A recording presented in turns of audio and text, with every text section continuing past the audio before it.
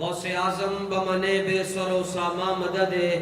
قبلہ دی مدد کعبہ ایما مدد حضرات ذی وقار سادات کرام مشائخ عظام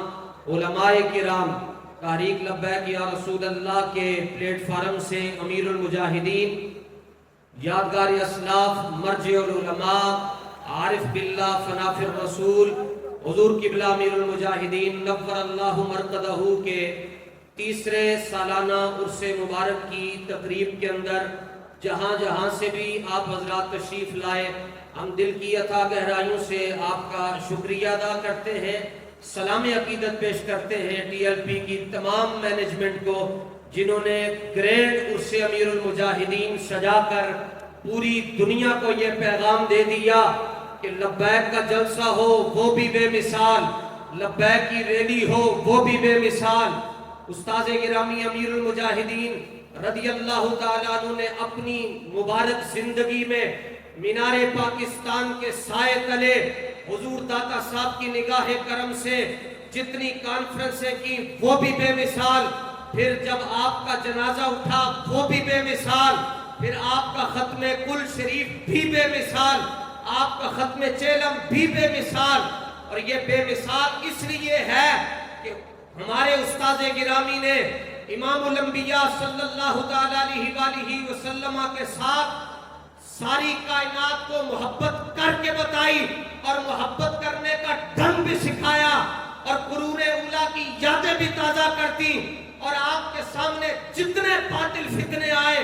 بلکہ لنگڑے خان سے بڑا فتنہ کوئی نہیں تھا جو یہ کہتا تھا کہ میں ایسے کر دوں گا میں ویسا کر دوں گا۔ بابا جی نے ایک ہی جملہ کہا، فرمایا جھلیا رب دے رب پہ، آج اس کو جو عاشق رسول کہتے تھے، میں نے کہا باہر کیوں بیٹھے ہو، اڈیالہ جیل کے اندر جا کر مٹھیاں کیوں نہیں بھرتے ہو دیا؟ اور پھر دنیا کہتی ہے ظلم ہو رہا ہے، ستم ہو رہا، کچھ بھی نہیں ہو رہا، مکافات عمل ہے، کوئی گڈیاں دے وہیل ہوں دے نہ ساڑے بابے نو دکھ دے دے نہ جو ذلیل ہوں دے۔ اور یاد رکھیے گا امیر المجاہدین کا یہ قافلہ عشق و مستی، ہمارے اب بابے نے بتایا کہ ناموس رسالت پر استدلال کیسے کیا جاتا ہے۔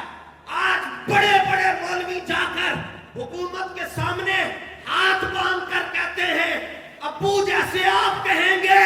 ایسے ہم کریں گے، ساڈا بابا انہاں نوں ویکھ کے کہندا سی اور تسی بچے لگ دے ہو۔ اس لیے آپ حضرات نے دائیں بائیں نہیں دیکھنا، آنکھیں بند کر کے